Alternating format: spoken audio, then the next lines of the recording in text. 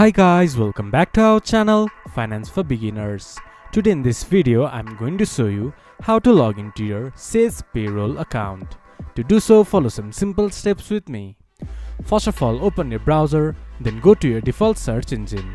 Then search Sage Payroll Login. Then scroll down a little bit. There you can see Payroll Login, or directly go to app.payroll.sage1.co. It will then take you to the login portal of Sage. From there, enter your email address, then your password. Once you have entered your login credentials, click to login. Then you should be able to access your Sage Payroll. If you have forgot your password, you can get help by clicking to Forgot Password.